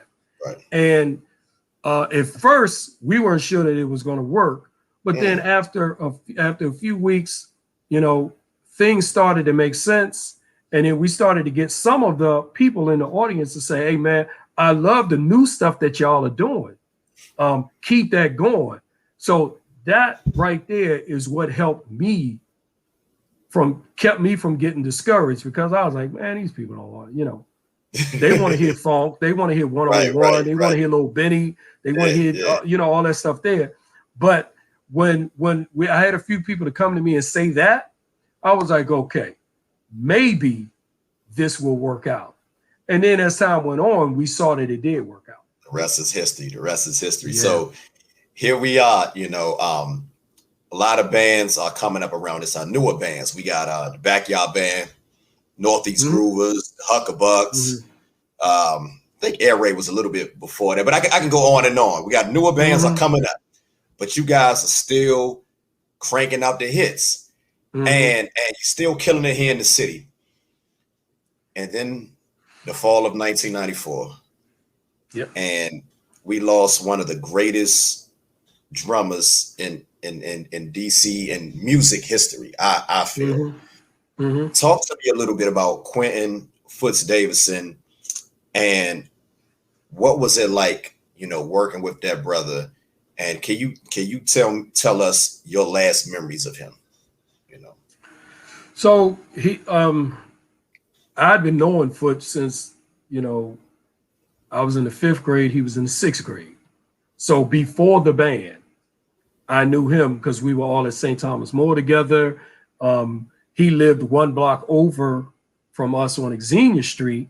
We lived in Linda Poland. He lived on Xenia Street. So we would, we would all walk down Barnaby Street together going to school. We would kind of meet up there and walk to school down to St. Thomas More. So I knew him before then. But working with him, Foots was always a thinker. He always thought. I remember telling him, when this is the time when everybody was trying to show off their chops, I was like, look, why don't you throw some extra rolls in there? Why don't you do something? He's like, that's not what these people are here to see. And I was like, yeah, but I mean, just throw 1 or 2. I mean, he said, I'll do 1 or 2, but we can't do that all night, because the main thing that we should be doing is making sure those people are dancing. Yes. He said, once you start doing all this other stuff and interrupt them dancing, they ain't gonna want to see you no more. So one night I was just bugging him. I was like, yo, come on. So he doing all these rolls. And then all of a sudden people started standing there looking like, what's going on? And he said, see what I'm talking about? And I was like, all right, I'm gonna shut up from now on. I ain't saying nothing else about that. You know what you're talking about. Yeah, you go ahead on.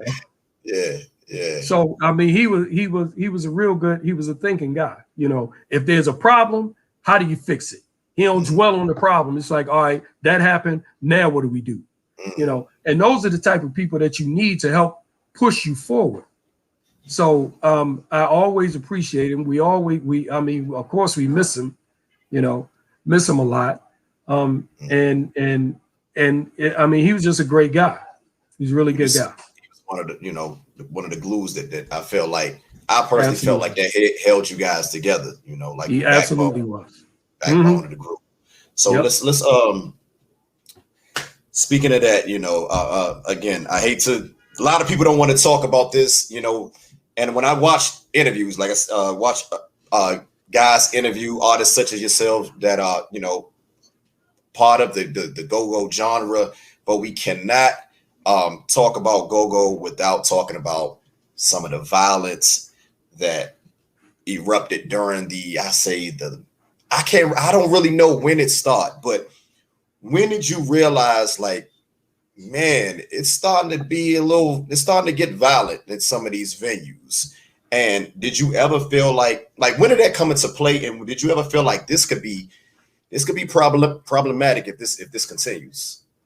So 86, 87, 88, right at when the crack epidemic was really starting to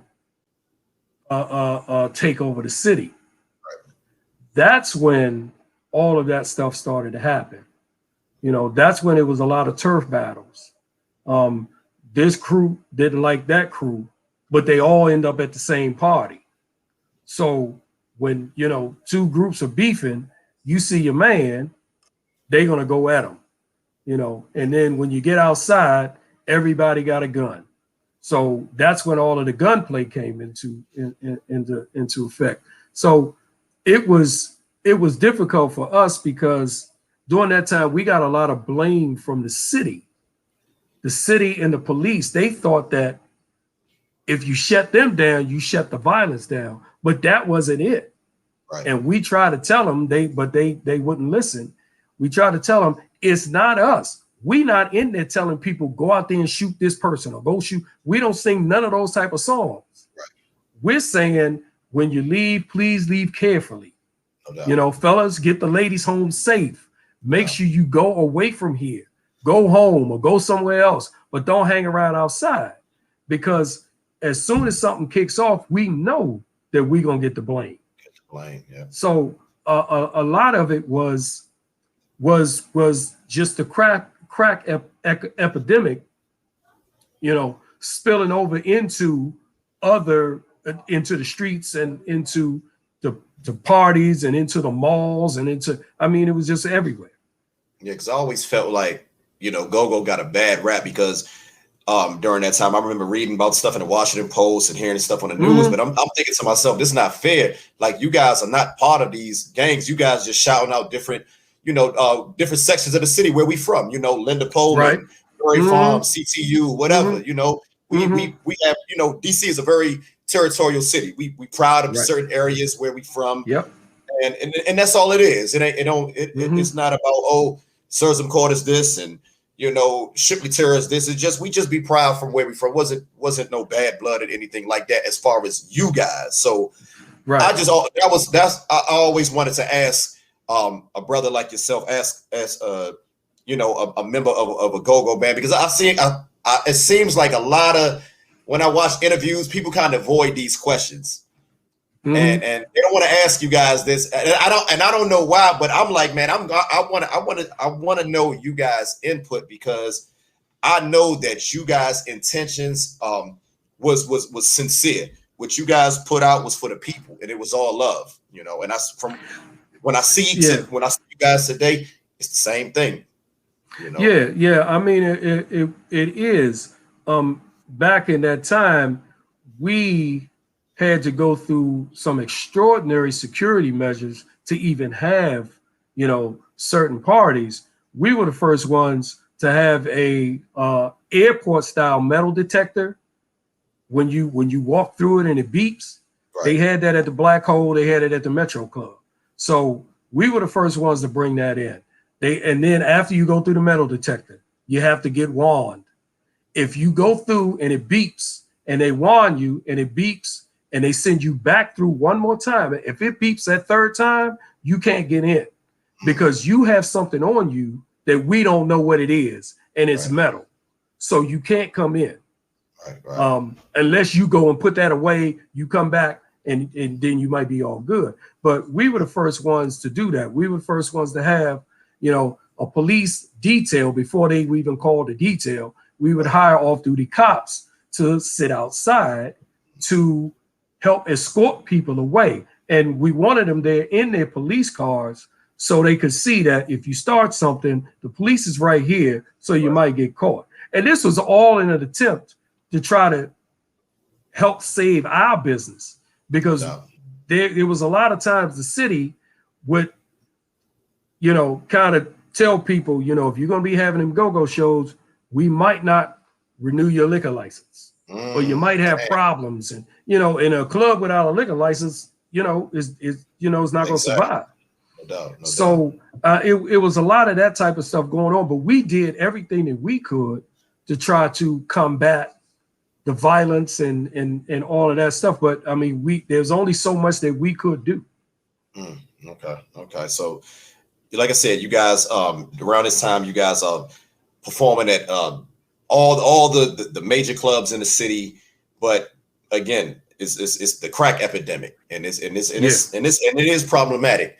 So, but what I want to ask you is, how were you able to like balance performing, rehearsing, creating songs, coming up with new material? Like, how was it doing all of that amidst those turbulent times, or what was going on in the city at that time? See, most of that violence and all of that stuff was never directed toward us. Right. It was directed toward other people in the street that all came to see us. So we had to try to referee some people, don't get into nothing with this crowd. We heard that y'all were beefing. If you coming in, y'all, both of y'all in here, please don't start anything. It's been nice with Funk is pleading with people. Please don't start anything while you're in here. Myself and Donnell have done the same thing. Please don't start anything, because what's going to happen is we going to get kicked out, and then where you going to go? You ain't going to have no place to party. So let's just everybody try to be cool, and certain times they would respect us. They would be all right. They want to get into something in the club, but they would be like, all right, no, I ain't gonna do nothing yet. I ain't gonna start nothing in the party. But as soon as they get outside, it's on. So we just did our best to try to get through those times and try to help to, calm certain situations down. So we did what we could. No doubt, no doubt. So now you guys are, like I said, you guys are still traveling, playing at all the big clubs in the city. But what I want to know is, like, what were some of the markets, some of your biggest markets outside of the DC area?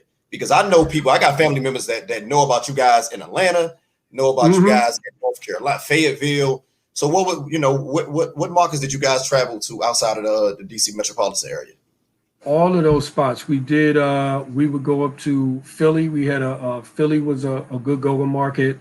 Certain parts of New Jersey, not necessarily New York. Some of New York knew what was going on, but that was the thing between go-go and hip hop at that time. People, the hip hop heads hated go-go, so they wasn't going to do anything to support it. But going south, Richmond, the Tidewater area, all of North Carolina, all of South Carolina, and most of Georgia, particularly Atlanta, and even over to Alabama and up to Kentucky. They were all very into the music. They were really into it. Wow. So you guys, so during that time, you guys were traveling to Kentucky and Alabama, like back in the 90s? We did a lot of East Coast stuff, from Philly down through Atlanta. We've done I think just about everybody's homecoming. We did North Carolina A&T's homecoming 3 or 4 times. We did Central's homecoming 2 or 3 times. We did Virginia State's homecoming a couple of times. Virginia Union, Hampton. It was Hampton Institute at the time. We've done that.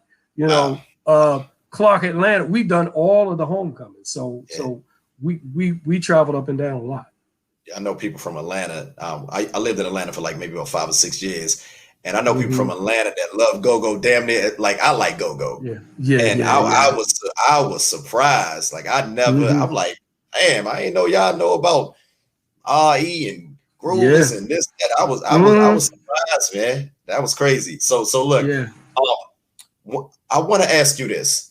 Like one thing I noticed about go-go, we have there's certain songs that are huge in the city, but they're not accepted, like nationally, and vice versa.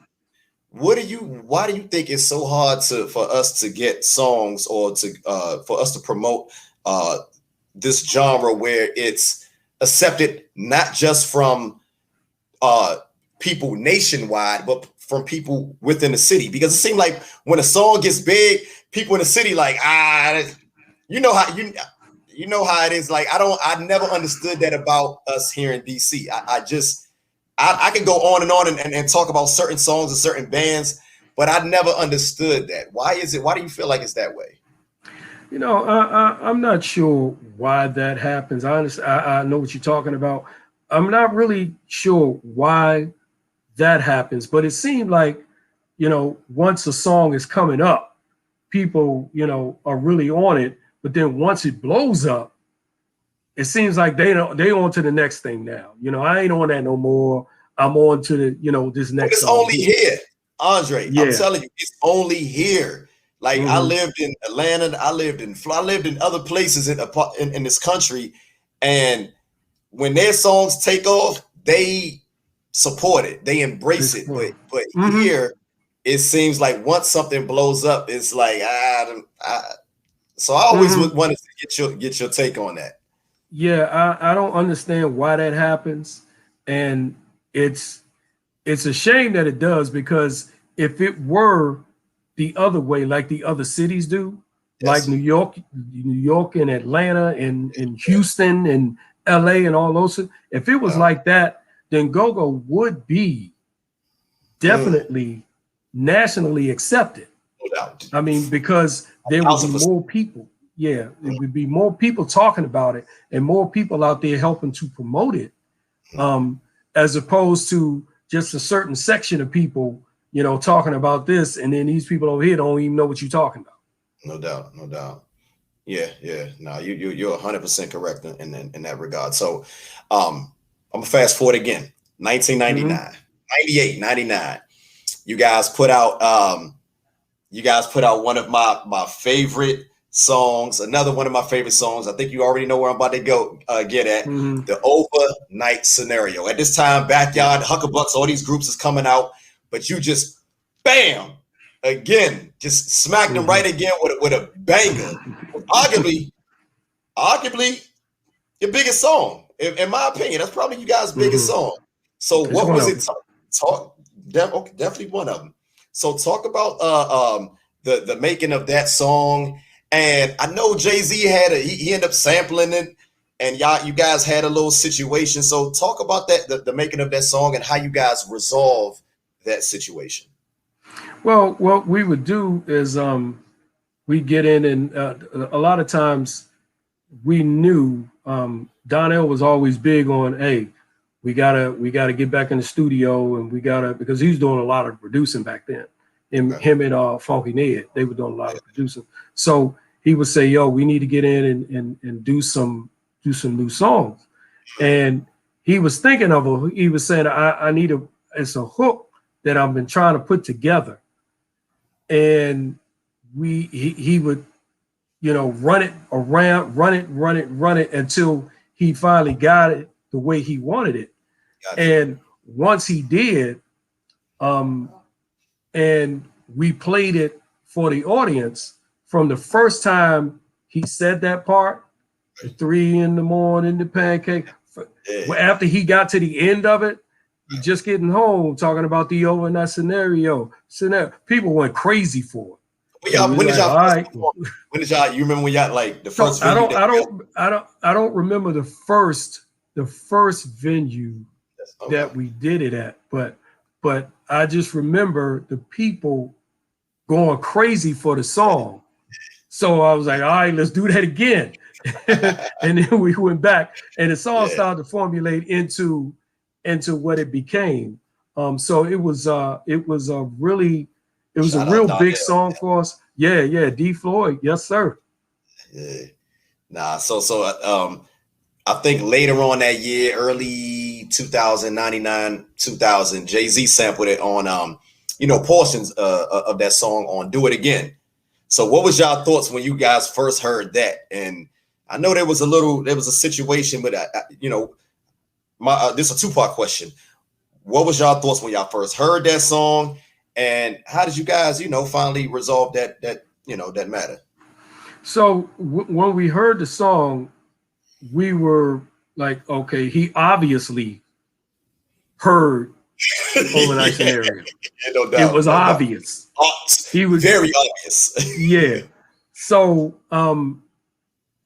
what we did was, I mean, everybody in the city was mad about that. Everybody was mad about that because he just came and took the whole format. Took the whole format. So he did his own words, and instead of starting at 3, started at 12. And instead of the Pancake House, it's the Waffle House. Right. But there are clear similarities between the two. Right, no doubt. Clear similarities. But what ended up happening was, we never sued him. People were talking about, well, they sued Jay-Z and they got all this money. We never sued him. We never sued him. We talked to a couple of lawyers and they led us to believe that, there's really not too much that you can do about that because he didn't take your exact words and you can't be the only one that's singing about numbers. So we said, well, it ain't really about the numbers. It's about the similarity in the way he did everything. Pattern. He said it's the exact same amount of numbers, from this part to that part. And he clearly heard the song.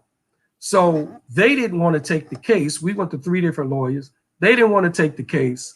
So we ended up not being able to do anything because we're thinking, okay, well, they would know. And we told them who it was. This is Jay-Z. This is Def Jam Records. So most lawyers, if they see a big pile of money somewhere, they want to try to go get it. And the fact that they didn't even want to be bothered with it, one lawyer even brought up, well, it's almost the same as the 1, 2, 3, 4 o'clock rock, 5, 6. And I was like, no, that's totally different. Right. They singing about numbers, but there's they have a different flow about it. He used the same flow that we used. And it was like, well, we don't think there's a case here. So then we ended up saying, okay, well, never mind. We won't get to it. Hey, so Jay, there's been stuff out there. There's been a lot of stuff saying that we sued him and we got some money and none of that ever happened. So for the record, you guys never, because again, I heard the rumors just like you said, just like you heard them. For the record, you guys never sued him and nothing like that. We never sued him. We talked to Def Jam Records and said, what is this? And they were like, well, they do their own thing. We distribute and promote for them, but they do their own thing. So we were like, okay. Okay. So look, about to get ready to wrap this interview up. I know I've had you here for a while, brother. I gotta shout out my brother, Killer Cal, for putting this thing together, first of all. Yes, sir. And I know you guys just added him to the lineup. You guys added the legendary Smoke from Northeast Groovers. Yeah, man. Hey, man, you guys are like a super band. So what's the lineup looking like now in 2021? So, Killer Cal. That dude is just, it's great. It's great to have somebody of his caliber. No doubt. But the guy is incredibly humble. Super. He has all the reason to have a little bit of an ego, but he ain't like that at all. He's real cool with it. He's like, all right, it's whatever y'all want to do, let's do it. Let's go.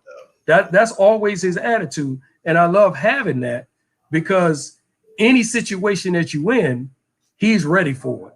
No doubt. Anytime we up there playing, if we feeling something, we got a groove going. I just look over at him and he was like, oh, you need something? No doubt. Let me get in here. And he jumps in and, he does it with no effort, seems like. With Smoke, I was telling people a couple of months ago, I think that I'm probably one of the luckiest guys in go-go. Yeah, that surprised me right there. Yeah, because I've had the opportunity to be in a band with Jungle Boogie, with Go-Go Mickey, and with Smoke. And with Smoke. 3 of the unquestionable, yes, definitely. Those guys there. Now there are a lot of other good Congo players out there. Of course. But these guys here. Mount Rushmore. Let's keep it 100. These guys are on the pantheon, the Mount Rushmore of percussion Congo players. Absolutely. Those 3 guys are there. I'm not sure who else would be, but those 3 guys are there. Yeah, they are with no question. So I feel incredibly lucky to be able to be in the band with all 3 of them. It's great. No doubt. So it's great. Go 2021. It seemed like it's in a weird place. Like when I go to see you guys perform, the excitement is there. The music is fresh. The violence is no longer there, Right. but the only thing that I personally would love to see change would be the youth come back to it. Like when we were kids, like you mentioned earlier, in DC, it was go-go, R&B, and hip hop. Mm-hmm. Go-go was number one when I was a kid. Yeah. And Right. I'm just trying to figure out, like, what do you, like, pragmatically speaking, what do you think that we can do as a community, as a go-go community, to bring back a lot of the young kids back to go-go like it was when I was younger?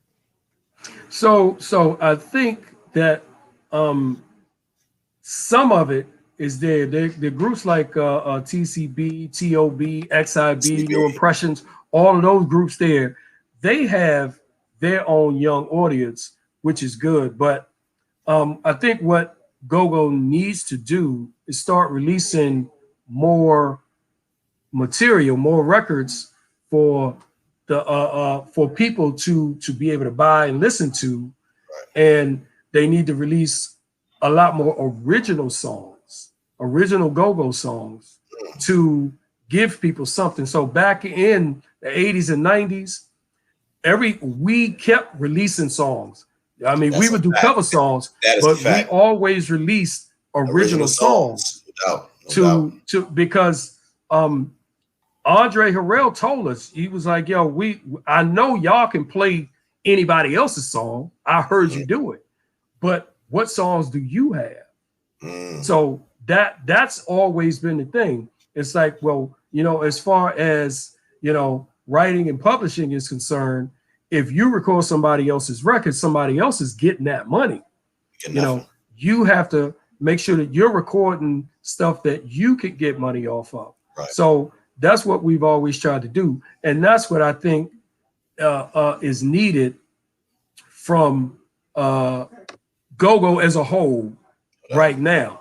Not just the young bands, but everybody, young bands, the veteran bands, everybody else. They need to be releasing new material. Now, it's easy to get your material out there. It's way easier now to get it out there than it was back then, because right now you don't need a record company. All you need is an iTunes account, and once you put it on iTunes, it's worldwide. It's not just in your neighborhood.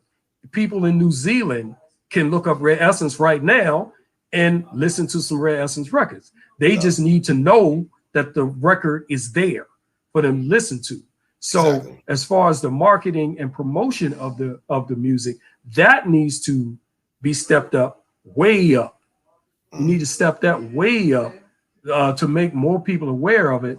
And the more people that get aware of it, the more opportunities that may come for us to be able to travel to different cities and expose more people to it. And that's what it should be about to me, exposing other people to it so you can get a bigger audience. It's not about leaving the city and forgetting about DC. Any go-go band is never going to forget about DC. I don't know not one go-go band that would leave here and go move somewhere else to be in another city trying to play go-go, because this is the mecca of go-go. Hell yeah. This is where it started from. These are the people that understand it and love it the most. So that's the audience that you want.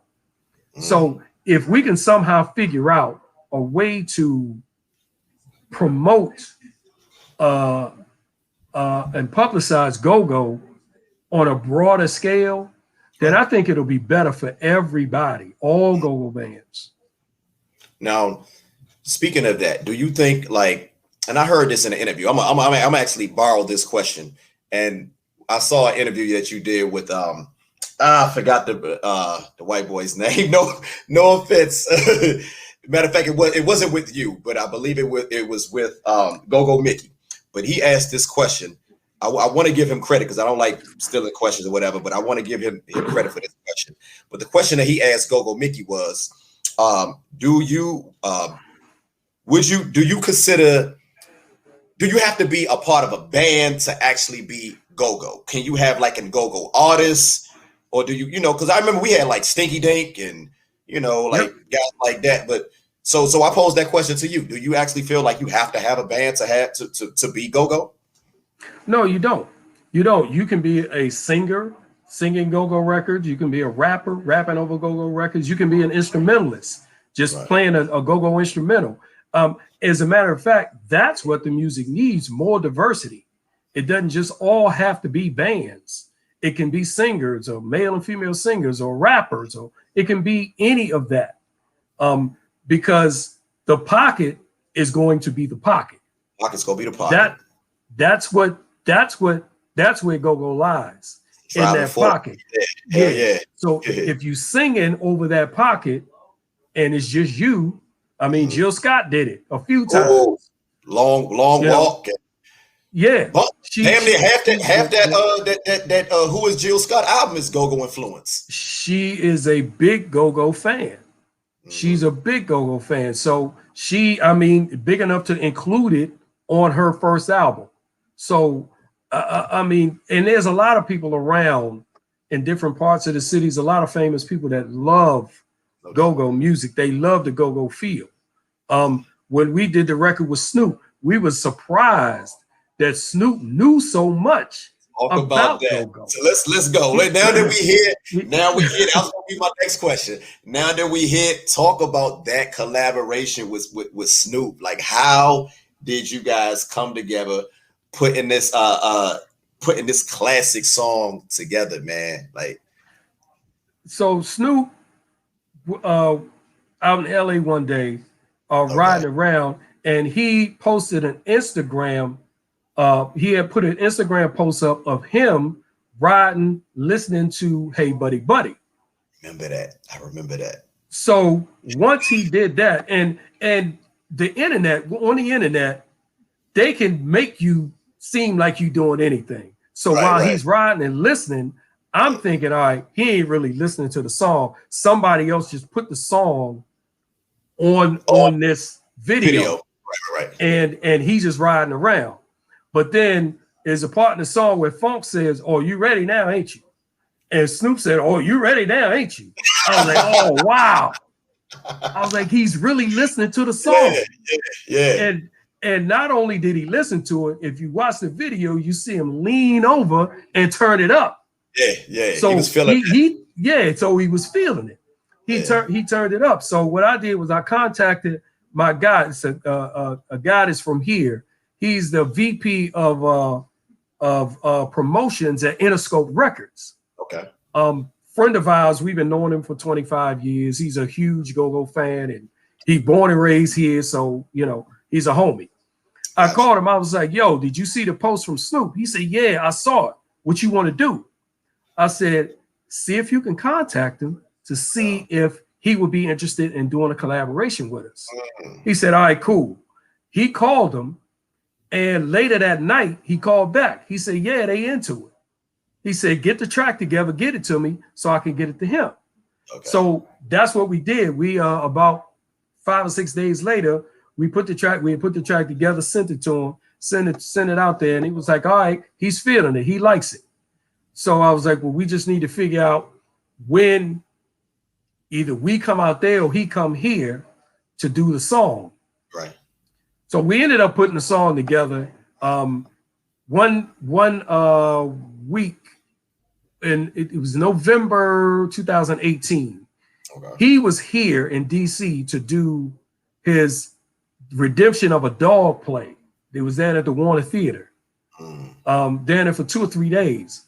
And they called me, his assistant called me 2 days before they got here. They got here Friday. She called me on Wednesday. She said, "Hey, look, Snoop's going to be in town. Book a studio for Friday night." I know that's so right. So I was like, "Okay, cool." She said, "Now, I'm not sure if he's going to be able to make it, but book the studio anyway." So I put the studio on hold, and I told him we might be in there. So she called me Friday morning. She said, "Look, I think he's coming to the studio tonight, but I'm not sure." He said, "But I'm going to give him your number so y'all can connect because he's out there. I'm still in LA." I was like, "All right, cool." So I'm sitting in the house and a California area code come up. So I'm thinking, okay, she calling me, telling me he ain't gonna make it. So I picked up, "Hey, up." He was like, "Hey, what's up, homie? This Snoop Dogg." I was like, "Oh, what's up?" Hey, So he said, "I'm on my way to the studio. Where you at?" I said, "I'm on my way to the studio." And I jumped in the car and we went to the studio. I was supposed to have been at Fast Eddie's. Yeah. I was about to leave to go to Fast Eddie's. Okay. So I had to call Funk to sit in for me at Fast Eddie's while I go to the studio and record with Snoop. And we got there. He showed up, listened to the song a couple of times, went in there and cut his part. I mean, it was great, man. He's just a total professional, man. And he lights up the room anywhere he goes. So everybody just loves Snoop. Shout out to Uncle Snoop, man. That song we're talking about, Hit the Floor. Yes, also sir. won Song of the Year Song of the Year at the Go-Go Awards. So what was that like? Winning that song, winning Song of the Year, the Go-Go Committee Awards, and this song. The last time I checked on YouTube, it's like 500,000 views or something like that, which is pretty good. That's pretty good. I mean, it was great to have to get that recognition from the Go-Go family. Everybody, when the record came out, everybody was calling anyway, saying, "Oh man, I love the song. That's a good look," And they were actually hoping that the song went on to be, like a #1 hit or something, because everybody else is like, "Yo, this is exactly what we need." I mean, the song did well. The song did very well. So we were very excited that the Go-Go community recognized it. As a matter of fact, we won a Whammy Award about the song. I think it was best Go-Go song on the Whammy Award. So they recognized it as well. And I mean, we were very happy about that, man. We appreciate that recognition. No doubt. Y'all got to check out that song, Hit the Floor. Red Essence features Snoop Dogg. Thing is a banger. Check that out. It's available, I'm pretty sure, on all streaming platforms. All of them. All that good stuff. So as we wrap this thing up, let's talk about this real quick. I want to know, give me your favorite 3 venues to perform at and why. Give me just three. Just three. That's hard.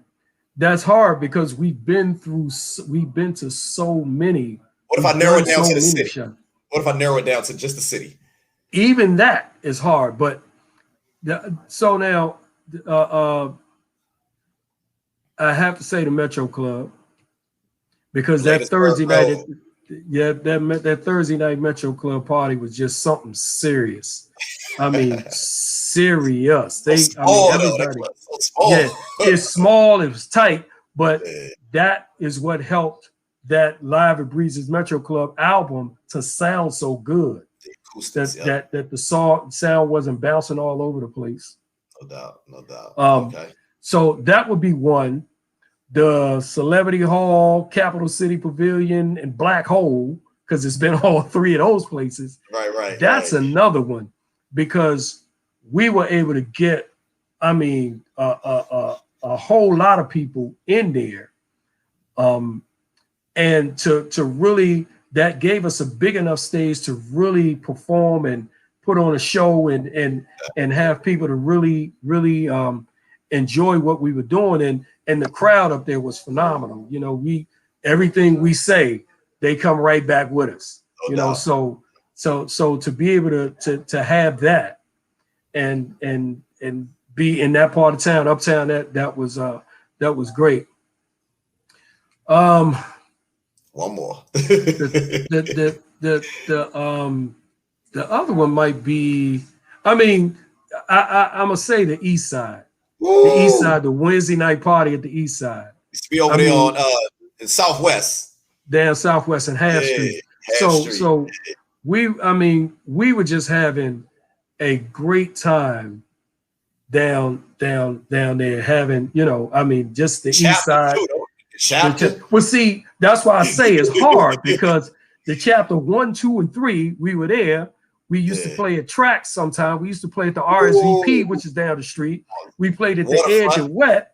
We played, so we did all of that. Y'all killed I it mean, down it's the Southwest had its own little club district, there. and we hit almost every club down there. Yeah, man. I was just talking to Mark Gordon from the group Levert. He said when he first came here, when they performed at the chapter, and the night before they went to see you guys. That was the Levert's their first time seeing Gogo in person, and said, man, you guys blew them away. Blew them away. This is back like 86, 85, 86, you know. So yeah, man. That's cool. That's cool. That's really So cool. shout out Mark Gordon for Levert. Yes, sir. Yes, sir. Shout out to him. Oh, my headphones came out. Hold on. Apologize. Keep testing. Yeah. So as we wrap this thing up, again, I know I keep saying that, but 40 years, 40 plus years in the game, Andre. Like, man. What inspires you to keep pushing, to keep moving forward, to continue the legacy of Rare Essence? What is it? You know, it's really the audience. It's the audience. I mean, they love coming out to party. They love some of the songs that we've done over the years. I mean, almost every night I get somebody saying, you know, when we're doing certain venues, I'll get somebody to say, hey, man, look, my father used to come and see y'all all the time.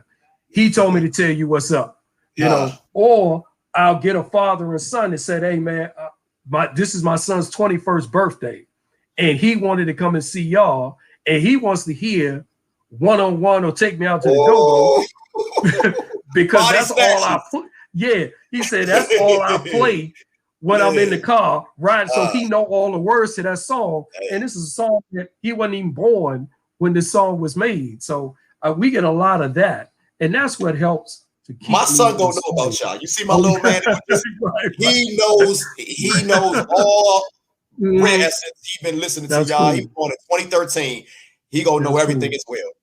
That's cool, man. That's really cool. So that helps to inspire us to want to keep going, you know, to be able to do. I mean, just keep the music alive, keep everything going, man. No doubt, man. Well, I want to talk about, you guys got any shows coming up, any new music, what's you guys on social media, because we in the technology age, and I know you guys are still killing it. The country opened back up, so where you guys playing next? Well, the first show back from the pandemic is going to be at Aqua next Saturday, June 12th. That's going to be at Aqua. Yeah. So, and then we're doing something in Virginia. We do Aqua every Saturday. We're going to do something in Virginia at Club One coming up pretty soon. There's a whole bunch of stuff now that things are opening back up. We're fortunate enough to have the phone ringing. The phone will ring twice since we've been doing this interview, and two different promoters. I already know what they want, so I'm gonna get back to them. But all of that, people really want to get back out. But the show that I'm looking forward to the most is next May, May 14th at the MGM National Harbor. We're doing the Rare Essence reunion. I'm sorry, I couldn't hold that in there. I couldn't hold that. No. That Rare Essence reunion. I mean, everybody is going to be there. Everybody. I mean, obviously James Funk and Funky Ned and Go-Go Mickey and Jungle Boogie and Big Horn and D Floyd, and everybody's going to be there. So to have all, and I think it's somewhere between 30 and 35 musicians that are going to be performing that night. Not all at the same time, but coming in and out. There's going to be somewhere around 35 musicians on stage that night at that performance. So we're definitely looking forward to that. That's going to be epic. And I will be there. I don't care how much the tickets cost. I will be there, front row seat. I'm gonna. Yeah, it's gonna be good. It's gonna be really good. Well, look, Andre, thank you so much for blessing got me mixed up. Got my words mixed up. Thank you, Andre, for blessing the platform. This has been an honor for me. This is for the city. This is for the culture. Mm-hmm. We love you. Keep doing what you're doing. Can't wait to see you guys perform live again. I'm gonna be there. Just thank you so much for all your contributions to the culture, brother. I really appreciate it. We appreciate it. We appreciate you. We appreciate your support. We appreciate everybody out there for sticking with us for 45 plus years. I mean, that's big there. That is big. No doubt. Well, look, I'm Malak Arif, the legend himself, Andre Whiteboy Johnson. We are signing out. Thank you, brother. Love you. You have a good night. You too. Thank you. Take care, brother.